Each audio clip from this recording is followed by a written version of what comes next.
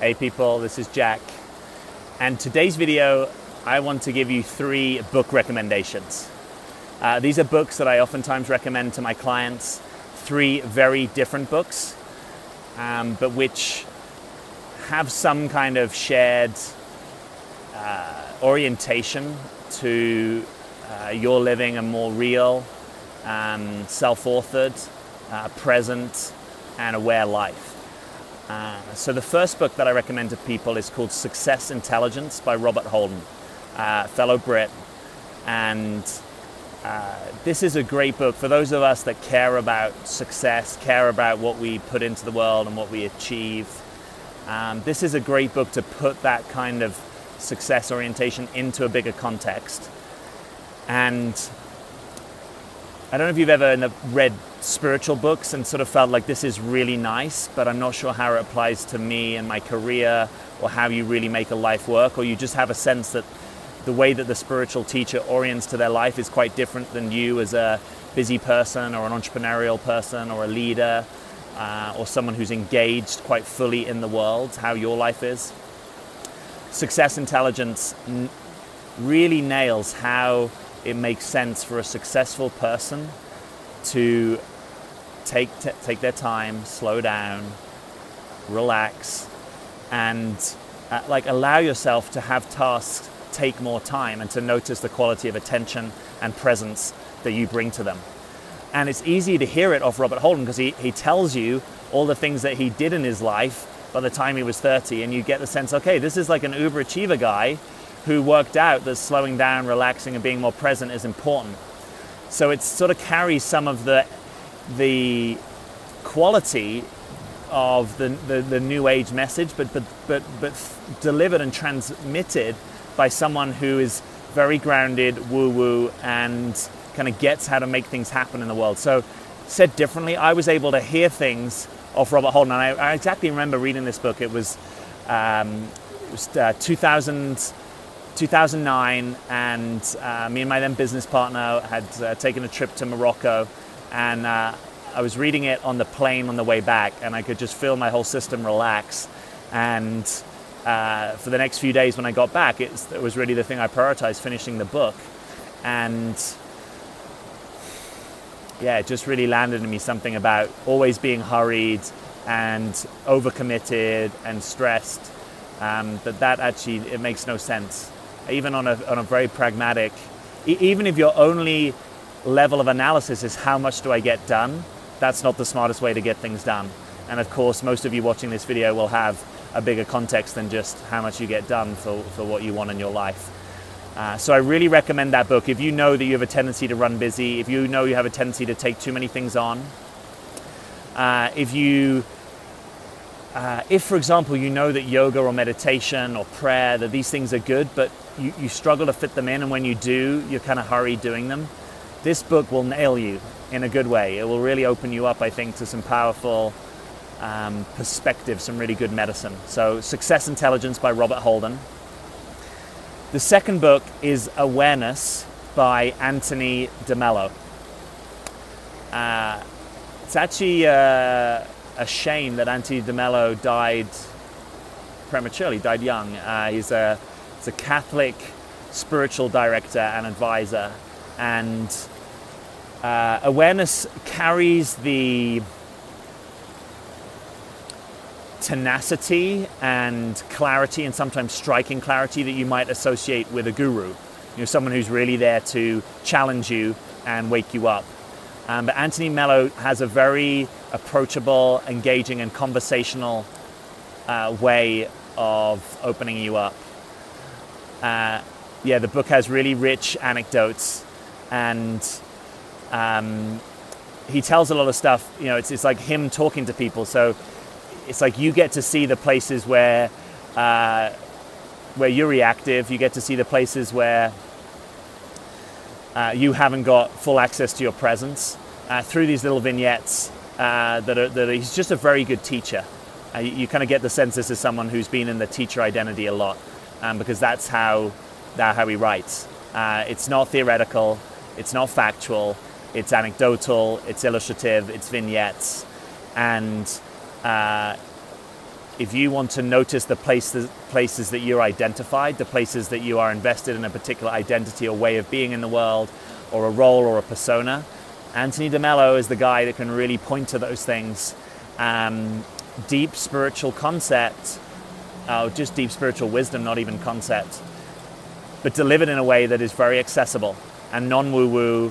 And there's no point in the book where you're going to be like, I wonder what Anthony DeMello is trying to say. Now, the things that he's pointing to may be provocative, may be radical, may be difficult for your system to be in contact with, but his way of languaging and the simplicity of his expression, it's not like, for example, when I first started reading Eckhart Tolle, at times you're like, what is this guy on about?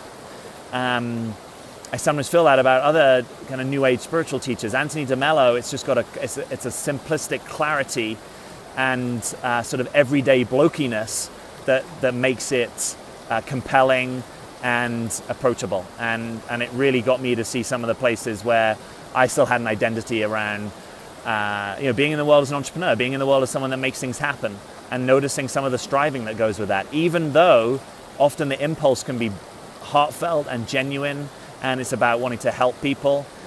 He'll open you up to the ways that you might martyr yourself. He'll have you reflect on the ways that you don't take care of yourself.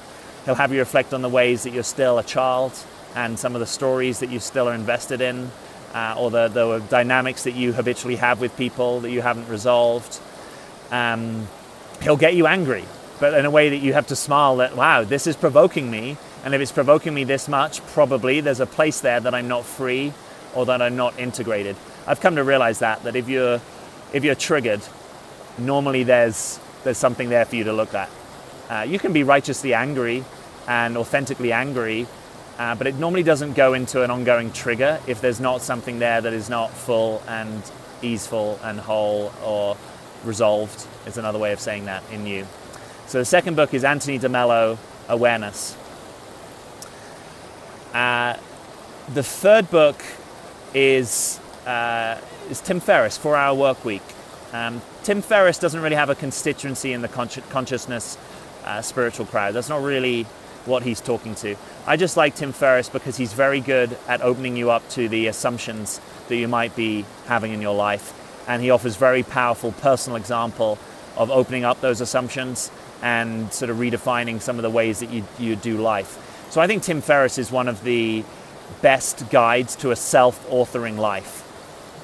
A life that you feel like resonates with you, a life where you're kind of living into your potentials or the way of doing life that you want. It's not like he's creating a particular vision of this is how your life should look. It's more that he's offering context for the ways that your life could open up. It's a very different type of book. He's a pretty radical human being in the way that he approaches his life, the sort of experiments that he runs. But a big thing that I think he gives people is permission. It's what I call salsa, self-authoring lifestyle. He's also, I think he's a tango guy. He got his world record tango in Argentina. And he's teaching people how to salsa with life, how to sort of break things down. I think I appreciate him because he has a strong scholar. If you think of the archetype of someone that can break things down and understand them in a process, in a kind of start, middle, finish, he's a very sharp guy, and I like the way that he breaks things down for people, and that it's practicable, it's grounded, and it gives you a template for some of the things that you might want to think about. I over winter tested location-independent work. I was working in Kenya, India, Bali, running my coaching and consulting business, and at a certain point, I was actually sat on the beach in Kerala. So this is southwest India, just north of Cochin, and I just finished a coaching call, and I'm looking out over the sunset. And it occurred to me like, wow, this week is I think it was probably a 4-hour work week. I had 4 1-hour coaching sessions, which is enough to maintain lifestyle in India. And I was like, okay. It's like, even though it's probably nine years since I first came across that book, I remember the kind of craze that it caused in the entrepreneurial community in London at the time. I was like, yeah, you know what? Some of those lessons have gone in, and it makes you realize what's possible. And particularly when you move in the circle of digital nomads, solopreneurs, global citizens, people who are sort of redefining the very basis upon which they live and work and relate, and how they do living, and how the kind of way that life and work is a much more integrated expression of who they are. I was tracing back some lines to Tim Ferriss from that. I think he did a great job of putting on the map the possibility that people can open up to a much more kind of global way of doing their life, that they can think about freedom in their work in a different way. And yeah, sometimes the Ferriss gestalt is it's quite orange meme in my perspective. So it's quite oriented to sort of like, let's figure out a better way of doing the game. It's not necessarily getting you closer to your experience, more connected to your heart, more embodied, more disidentified. But there's a certain type of disidentification that Ferriss is into. Like, he'll get people to lay on the floor in Starbucks to overcome fears. There's some very societal identities that he helps people overcome, even if it's not necessarily, it's sort of held in a kind of like amoral would be too strong, but it's sort of like, what do you want and what's a better way of achieving that, so that you now have freedom to do the things that you want to focus on. So it's not necessarily like, what's your heartfelt purpose and how can we put that front and center in your life. It's more, how can we find some of the things that will set your life up so that you have more time and attention for whatever you want. And that might be a deep, heartfelt spiritual expression. It might be that you just want to lay on the beaches of Barcelona. Either of those things are possible. He's kind of leaving that up to you. So he's not over-determining that, which I also like about him. So the third book is Tim Ferriss, 4-Hour Workweek. And if you end up reading these and you haven't, I'd love for you to let me know how you get on. Put something in the comments.